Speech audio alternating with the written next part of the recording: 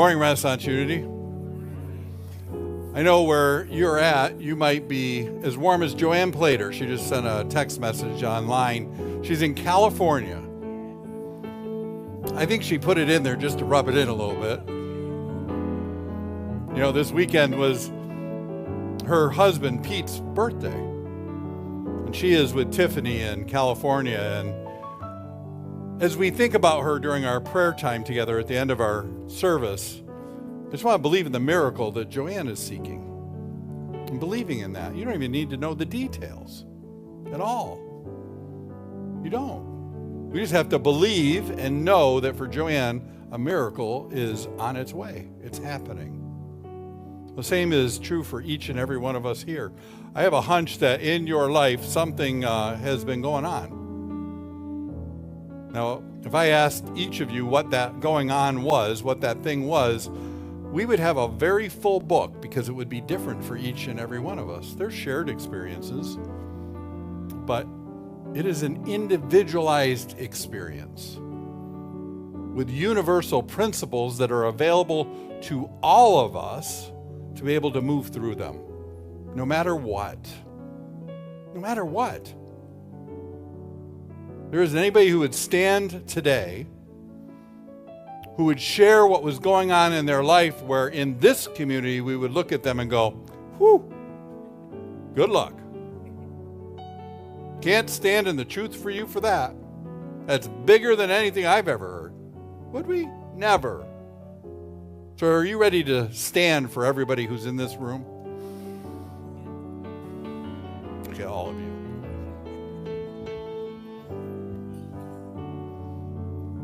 It is an act, the physical act of rising, of standing and believing and knowing if you're able to rise to your feet or if you're not physically able to. You can do it in consciousness. So let's share our affirmation this morning. Together, I am present with the divine right here, right now. I quiet the noise and open my heart to truth. I release resistance and receive divine guidance. I trust that Spirit is the source of unfolding good in my life. I am willing and ready for new insight, and so it is. Next Sunday, you're going to have to bring it a little better than that. I know there's a few of you Packer fans, Sheldon, who are mourning this morning. We will lay hands on you later. No, Sheldon, not Shelton. Sheldon with a D. T.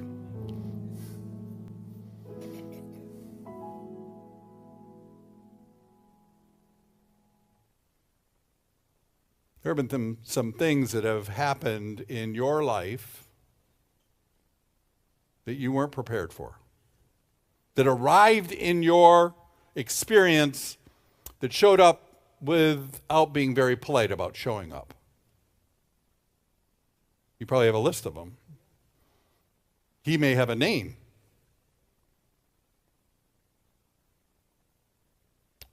But we have all had that experience that life has shown up in a way that we weren't expecting and caused an incredible interruption, a disruption. It wasn't in alignment with what we thought would happen, the way it would happen, and in that moment, it is challenging for us to see the good in it, to be able to see our way through it. Sometimes those interruptions can be things that seemingly have nothing to do with us, but certainly get all of our attention. Minneapolis?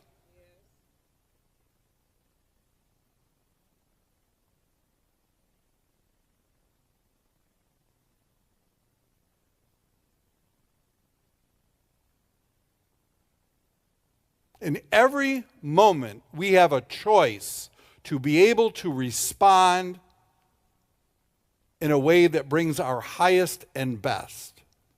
Now, while that's true, I want to say this. In every moment, we don't respond with our highest and best.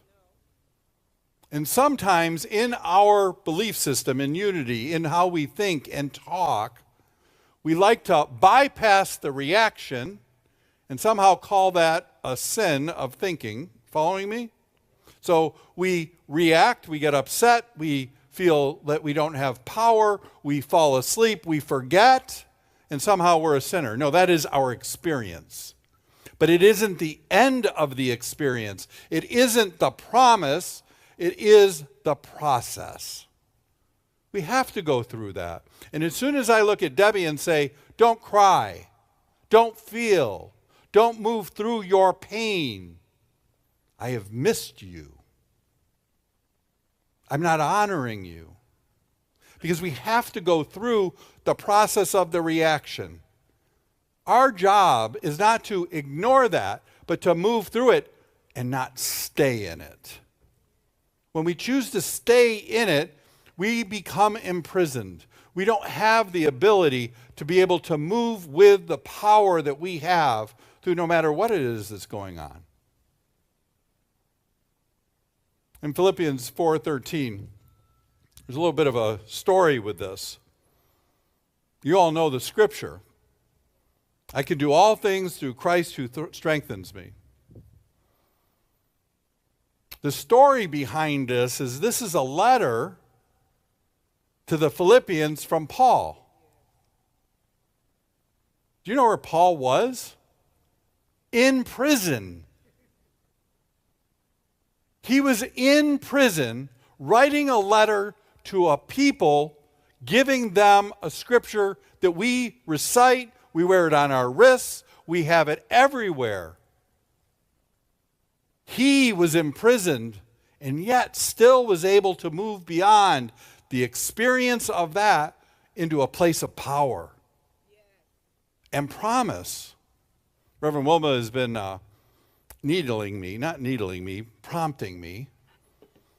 And I think we should do it. When we were preparing this message today, you and I didn't talk about it, but you've been asking me, don't you think it would be wonderful if we got everybody the wristband with Philippians 4:13? I think we should do that. What do you all think? We'll have it with Renaissance Unity. We'll have it for all of us. As a reminder that no matter what is going on in our life, if Paul could be in prison and write a letter, now by the way, he didn't send an email. He wrote a letter. Think about how much effort in Paul's time that took. Who did he have to convince to give him a ballpoint pen?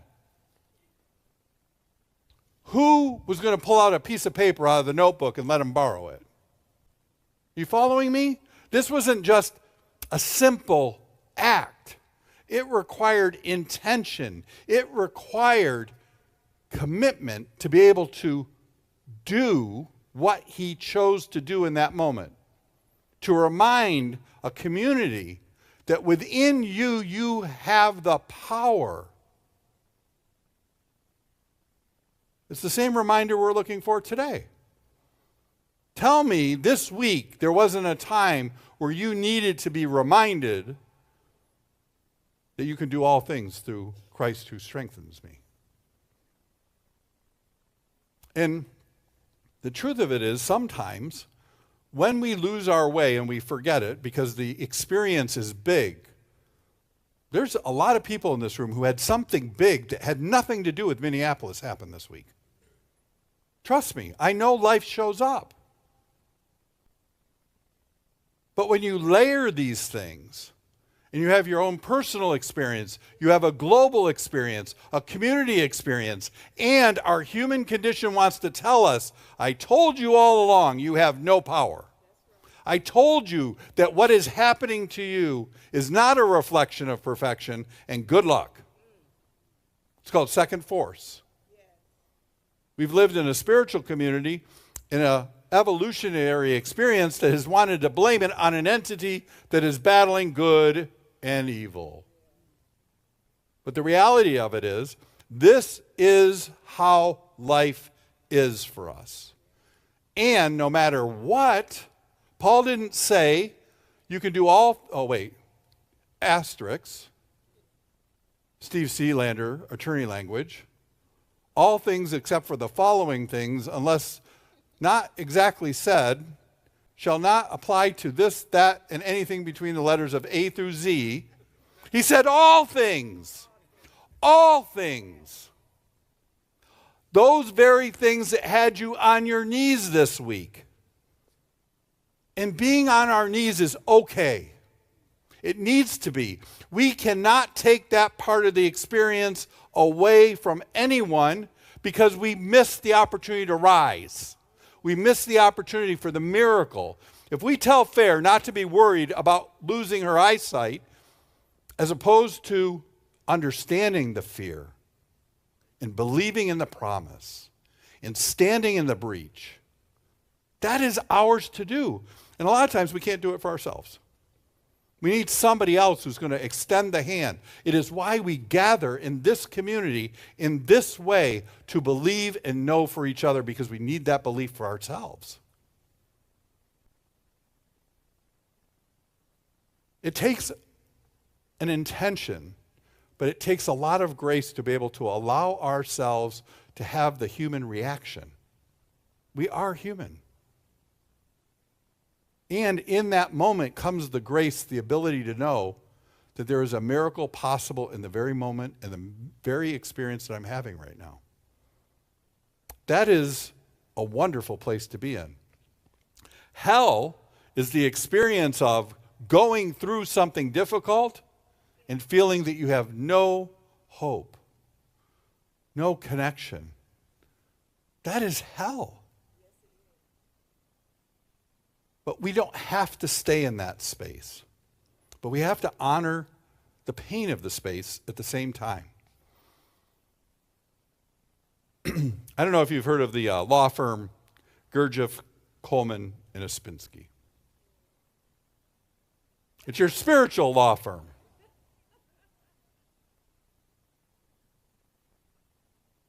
If you haven't heard of Gurdjieff and Ospinski, Gurdjieff was a Greek who began to teach and talk in the late 1800s to the early 1900s about the human condition being one in which we are mechanically moving through day by day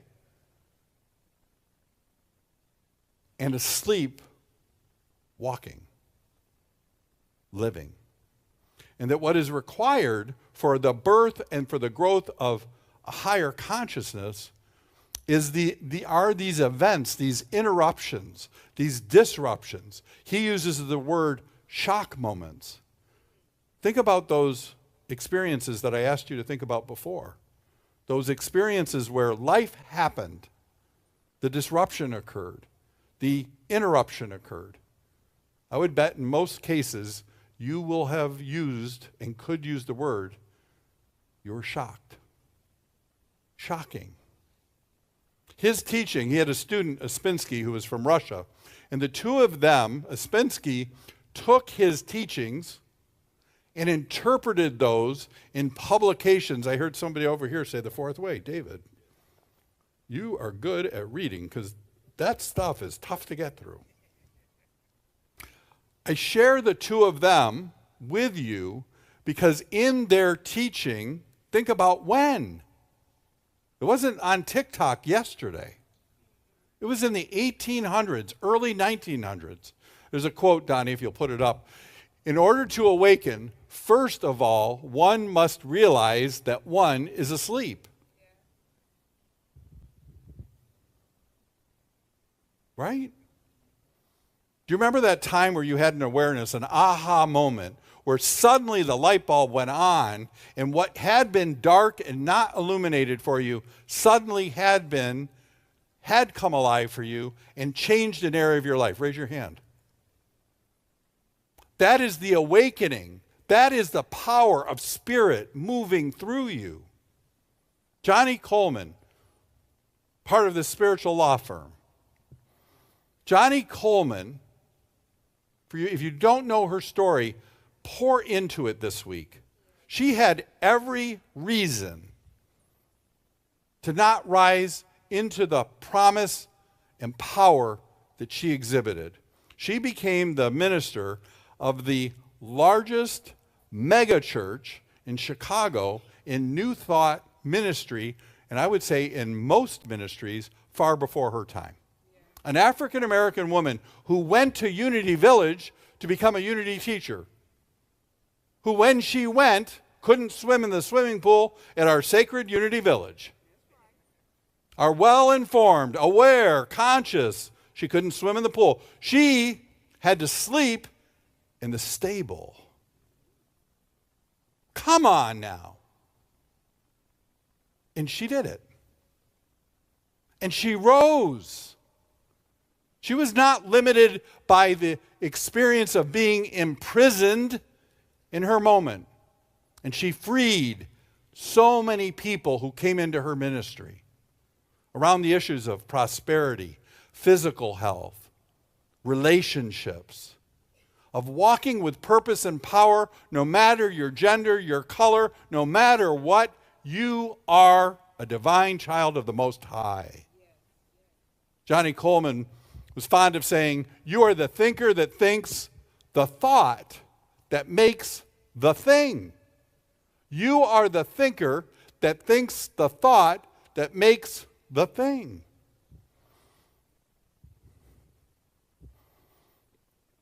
There's an incredible, empowering message that comes through each of these spiritual law firm folks. It is empowering. It says to each of us that we can move through and do. Johnny Coleman also, she's most famous for saying, it works if you work it. And the inverse is true. If you don't work it, it didn't work. But if it works, if you work it, it works.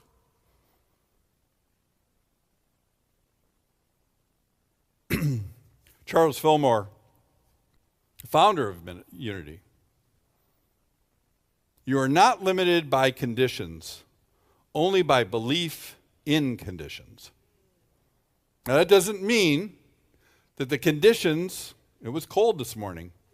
That doesn't mean that we walk out in our swimsuit and go, it's warm. It doesn't work that way. But we can determine how we react to the conditions that are going on in front of us, in our personal life and in our global life, in our greater community as well. If we shrink from and resonate with only the pain and trauma of all that is going on in our world, all we will do is contribute to the reinforcement of that experience. And there's another part of this that's true too. If we choose to stay on the sidelines, not much is going to change. So everybody's called forward to do something, to act, to lean in our own world, in our neighborhood, in our greater community, and in this world. That's what we're called to do. And if we can live in our personal world,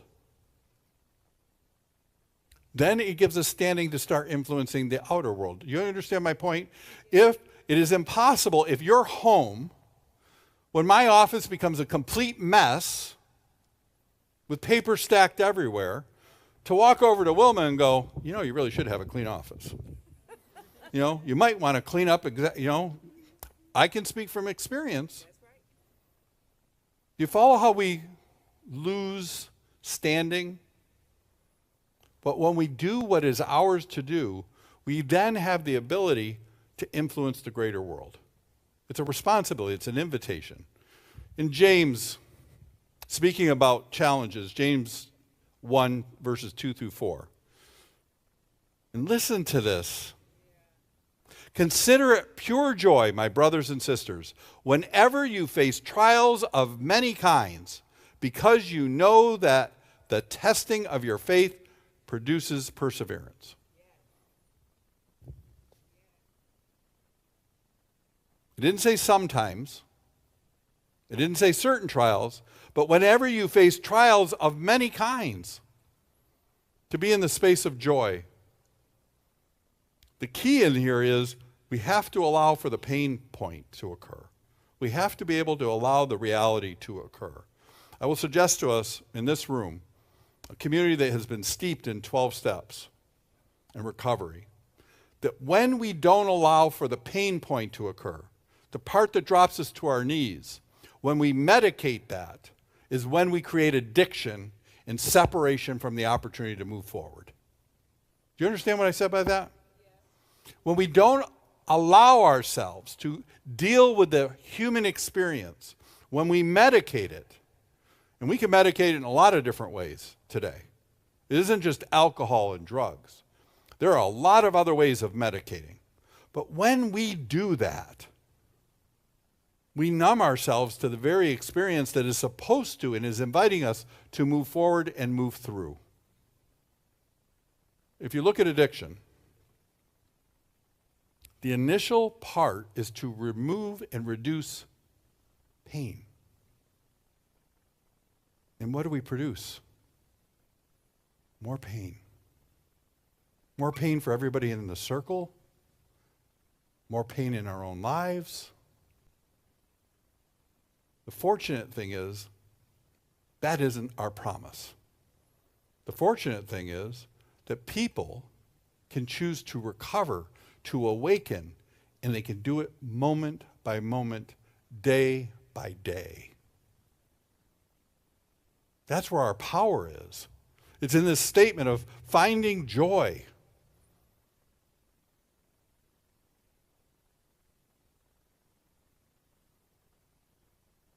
So this morning you came in carrying something. I know you did. It might be a need for healing in an area. It might be a relationship that has gone sideways.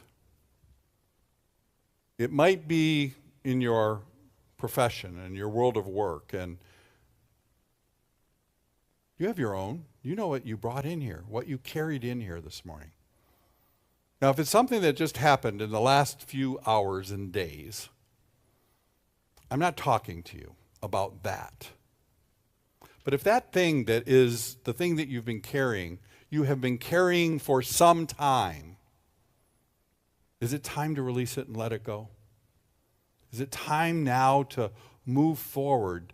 Daisy's song, what she had the music team sing and perform for us this morning, is a liberating message. Are you ready to let that go? Are you willing to have the belief, as scary and as risky as it is, that you can let it go? That you can be healed? That the pain can go? And if you're in this space, like I said, within the last days, if your thing, your shocking interruption, your thing is current, it is still palpable, don't hear me asking you to move on yet. But to have the strength to be in the space that you're in right now. But it's okay. That you are on the path of healing. And this is the part that just sucks. It's okay. It's like sometimes we have the inability to allow people to hurt. But to be hurt opens up the opportunity to be healed. I had to learn a long time ago that when my twins would run and they would fall, not to, because what would I get? Oh my God, right? But the instinct, all of us have this instinct is to go, oh, you're fine, you're okay, don't worry about it, don't worry about it, don't worry about it, don't worry about it. That is not reality. So if you're in that space of pain this morning, be in this place of hope and love right now. Yes. Let us hold you. Let us be here for you.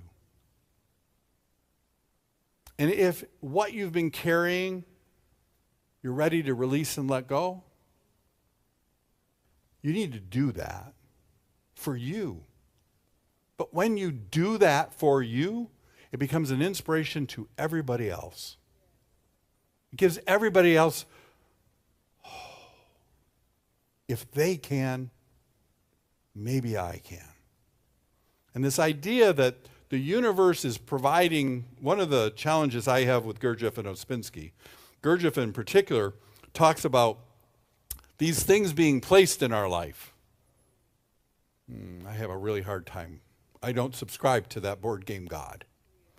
Will, I'm going to throw a couple of things at you this week just to see how much you love me. I'm going to test you. That's not the board game God I know. The universe that I know says that no matter what you face this week, I am here for you. Yeah. No matter what comes your way, there is a door opening and a way forward. No matter what for you. And how many of you are grandparents in this room? Aunts, uncles, grandparents. Isn't that how you are with your grandkids? No matter what, we're going to get through this. We're going to be okay. We are going to get through this. I am with you. You don't sit back and go, well, I'm Grandma Linda. How much do you love me? Show me by next Thursday, and I might take you for ice cream. Do you hear how that has so distorted the relationship that we have with a power greater than ourselves? That is on our side, always available, always present, no matter what it is, delivering us through it. Isn't that the grandparent you want? Isn't that the universe that you want to live in, to experience, and to know? And you don't have to say you want to, because you do. You do live in that experience. Our responsibility is to lean in and live like we do.